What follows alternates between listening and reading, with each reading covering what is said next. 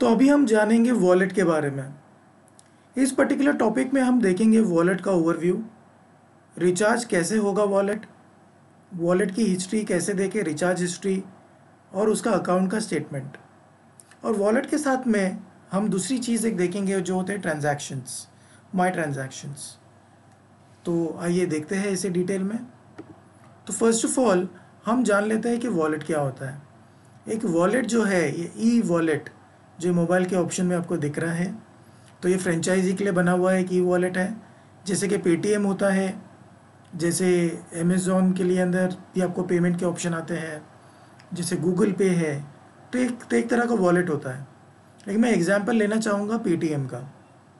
जैसे पेटीएम में आप पहले पैसे लोड करते हो अपने बैंक से, ओके, और फिर उस पैसों को आप खर्च करते हो बिल पे करने के लिए, मोबाइल रिचार्ज के लिए, और या तो आप अपने दोस्त को पैसे ट्रांसफ़र करते हो या कुछ और परचेजेस करते हो।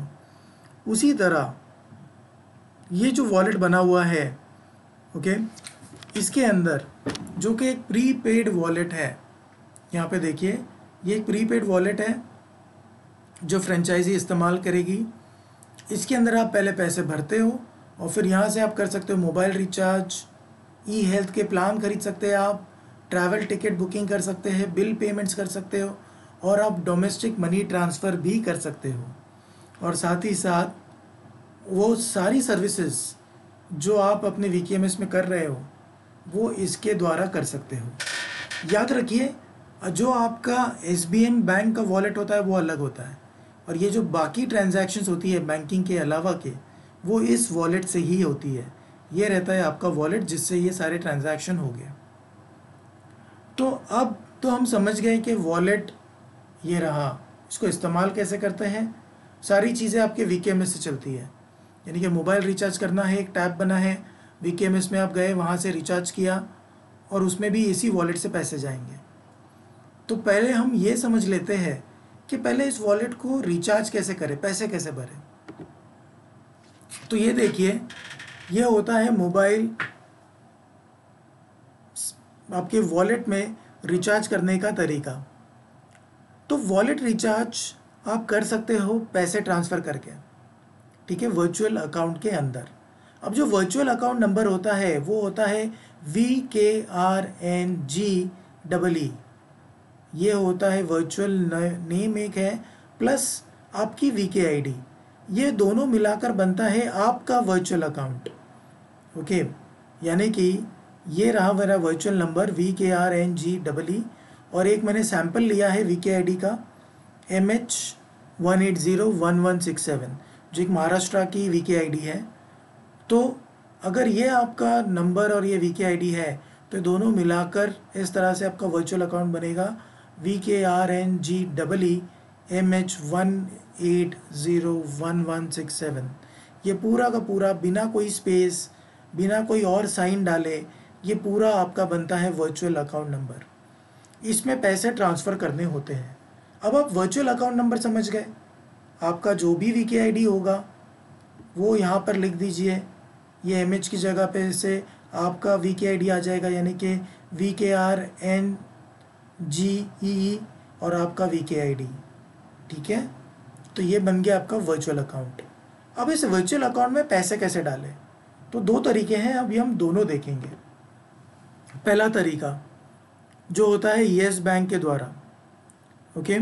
इसमें क्या होता है कि आप वॉलेट का जो रिचार्ज करना है, ओके, तो वो जो वर्चुअल अकाउंट हमने जो पहले थोड़ी देर पहले समझा, उसी पर आपको पैसे डालना है।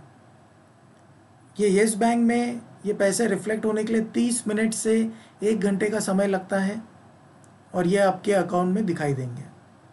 तो ये कैसे होगा, first of all IFSC code होता है जो येस बैंक का यहाँ पर लिखा है YSB0CMSNOC, ओके। ये है आपका IFSC code for yes bank, यानी कि ये वर्चुअल अकाउंट नंबर, ये IFSC कोड, और मोड क्या हो सकता है NEFT, RTGS, IMPS। आप कोई भी मोड इस्तेमाल कर सकते हैं इन तीनों में से, उसमें कोई रोक टोक नहीं है। बेनिफिशियरी का नाम क्या रहेगा, वक्रांगी लिमिटेड। आप चाहे लिमिटेड ऐसे लिखे LIMITED या LTD लिखे, दोनों भी चलेंगे। वक्रांगी लिमिटेड लिखा होना ज़रूरी है। इस बैंक को हम पहला प्रेफरेंस देते हैं जब हम वॉलेट का रिचार्ज करते हैं। इसके पीछे रीज़न है जो आप दूसरे ऑप्शन को देखकर समझ सकते हैं। ये रहा मेरा दूसरा ऑप्शन, UBI बैंक। अब UBI बैंक से जब मैं करता हूँ रिचार्ज, इसमें 1 से 2 घंटे लगते हैं रिफ्लेक्ट होने में। तो कभी कभी ये 2 घंटे से थोड़ा अधिक भी लग सकता है, मगर एरर कभी नहीं आएगा। चाहे आप येस बैंक से करें, UBI से करें, आपके पैसे आपके वॉलेट में चले जाएंगे। बट इसमें येस बैंक से ज़्यादा समय लगता है। दूसरी चीज़, वर्चुअल अकाउंट दोनों में सेम है, VKRNGEE और आपका VKID। तो ये जो नंबर है ये येस बैंक में भी और UBI में, दोनों में सेम होता है। हाँ, IFSC कोड UBI बैंक का तो अलग ही होगा, तो वो है UBI N0531553। ओके, यहाँ पर लिखा है, आप देख लीजिए। ये सेम डॉक्यूमेंट आपके माई डाउनलोड में इंडक्शन ट्रेनिंग कोलैटरल के नाम से आप जब सबमिट करेंगे, आपको बहुत सारे PDF मिलेंगे। उसमें से एक होगा मॉड्यूल 1, उसमें आप जाकर वॉलेट वाले सेक्शन में देख सकते हो। PDF आप डाउनलोड करके ये नंबर आप वहाँ से कॉपी करके कीजिए या देखकर टाइप कीजिए, ठीक है। यहाँ पर मोड सिर्फ और सिर्फ NEFT है, और इसमें भी बेनिफिशियरी डालना है वक्रांगी लिमिटेड, या तो लिमिटेड लिखे या तो LTD करके लिमिटेड लिखे, दोनों भी सेम है। इसमें एक चीज़ हमको याद रखनी है कि UBI to UBI account transfer possible नहीं है। यानी कि अगर आपके पास UBI का अकाउंट है तो आप ये सर्विस इस्तेमाल नहीं कर सकते, आपको येस बैंक ही करना होगा। तो आपको समझ में आ गया कि येस बैंक की प्रेफरेंस फर्स्ट क्यों है, कि उसमें 30 मिनट्स लगते हैं, यहाँ से 1 से 2 घंटे लग सकते हैं। दूसरा, इसमें सिर्फ NEFT है, उसमें और 2 ऑप्शन है, RTGS और IMPS। तीसरा, इसमें UBI टू UBI ट्रांसफ़र नहीं है। ये 3 वजह है, अदरवाइज़ दोनों भी बैंक सेफ़ है, दोनों भी सिचुएशन में कोई एरर नहीं आता, पैसे आपके वॉलेट में चले जाते हैं, ठीक है। अब हम कुछ इम्पॉर्टेंट चीज़ों का ध्यान रखेंगे। फर्स्ट ऑफ ऑल, पेमेंट जब आप कर रहे हो तो बेनिफिशियरी ऐड करना बहुत ज़रूरी है। यानी कि बिना बेनिफिशियरी ऐड किए आप पेमेंट नहीं कर सकते, ओके। दूसरा, आपने एक बार पैसे ऐड कर दिए अपने वॉलेट में, तब वॉलेट से पैसे वापस नहीं अपने अकाउंट में डाल पाएंगे। यानी कि नॉर्मली क्या होता है कि आप पेटीएम में चलो पैसे डाल देते हो 1000 रुपये, फिर आप सोचते हो कि नहीं मुझे 1000 नहीं 500 ही डालने थे, तो आप पेटीएम से 500 रुपये वापस अपने अकाउंट पे ट्रांसफ़र कर सकते हो, ठीक है। बट यहाँ पे जो हमारा जो वॉलेट है फ्रेंचाइजी के लिए, इसमें ये सुविधा नहीं है। ये बहुत ही सिंपल है, आपने अपने अकाउंट से 10,000 रुपये ट्रांसफ़र किए वॉलेट में, तो आप वो 10,000 रुपये वॉलेट से इस्तेमाल करके खर्च करके यूज़ कर सकते हो। यानी कि जो अलग अलग सर्विस है, मोबाइल रिचार्ज, बिल पेमेंट, जो भी अपनी बिज़नेस की एक्टिविटीज़ है वो आप कर सकते हो, मगर वो पैसे वापस आपके अकाउंट में नहीं जा पाएंगे। तो ऐसे बना हुआ है ये वॉलेट, ठीक है। तीसरा पॉइंट, हमने देखा VKRNG और उसके आगे थे EE। ये जो 2 कैरेक्टर होते हैं लास्ट के, ये डिफ़ाइन करते हैं कि पैसे कहाँ जा रहे हैं, किस में जा रहे हैं। तो ये मैं आपको बता दूँ, इस पर ज़्यादा ध्यान दीजिएगा। आप जब भी करो तो आप टाइप करना VKRNGEE, क्योंकि EE है वॉलेट के लिए, ठीक है। और BB अगर आप डाल दोगे ना तो वो SBM के आपके अकाउंट में चला जाएगा, ओके। तो SBM की जो डिटेल्स होती है उसमें होता है VKRNGEE, वो वहाँ चला जाता है। हमें यूज़ करना है EE वॉलेट के लिए। और FF अगर आपने डाला तो वो फ्रेंचाइजी फ़ीस में चला जाता है। यानी कि जुड़ते वक्त आपने फ्रेंचाइजी फ़ी कुछ भरी होगी, तो उस वक्त आपने यही यूज़ किया होगा VKRNGFF। तो इसीलिए आपको ध्यान देना है, जब भी वॉलेट रिचार्ज करे ई का प्रयोग करे, BB या FF नहीं डाले, या और कोई लेटर नहीं डाले, या तो ट्रांजैक्शन नहीं होगा या तो गलत जगह चला जाएगा और उसको रिवर्स करना पॉसिबल नहीं होता। तो इसीलिए आप ध्यान से ये एंटर करें।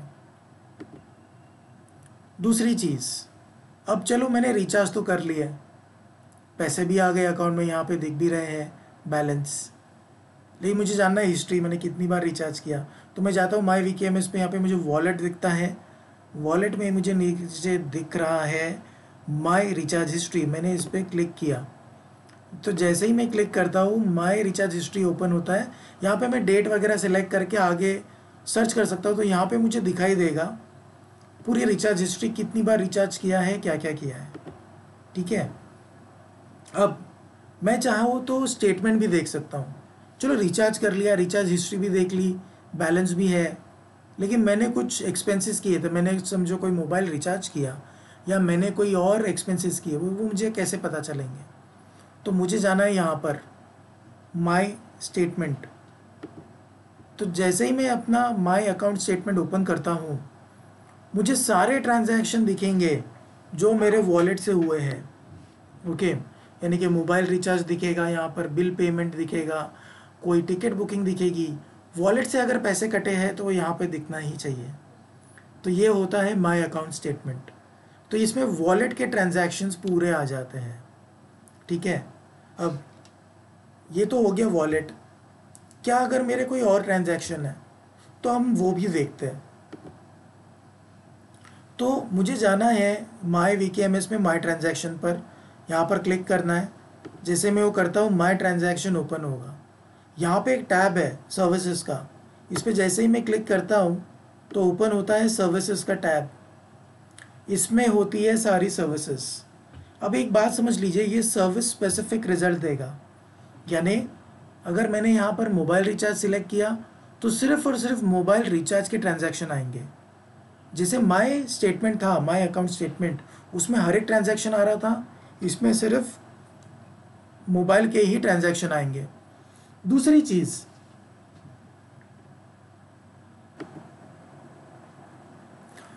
तो यहाँ पर जो दूसरी चीज़ मैं आपको बता रहा हूँ वो ये है कि यहाँ पर सिर्फ अगर मैंने मोबाइल रिचार्ज सिलेक्ट किया तो मोबाइल रिचार्ज तो दिख ही रहा है, मगर उसमें दो तरह के ट्रांजैक्शन दिखेंगे, एक वॉलेट का और दूसरा ऑनलाइन का।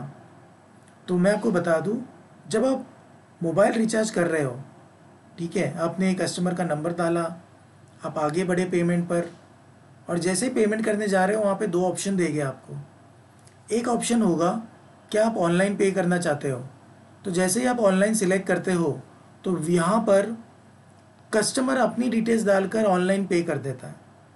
ठीक है, दूसरा ऑप्शन होता है ऑफलाइन कैश, तो वो आप सिलेक्ट करते हो तो कस्टमर क्या करता है, कस्टमर आपको पैसे देता है ओवर द काउंटर।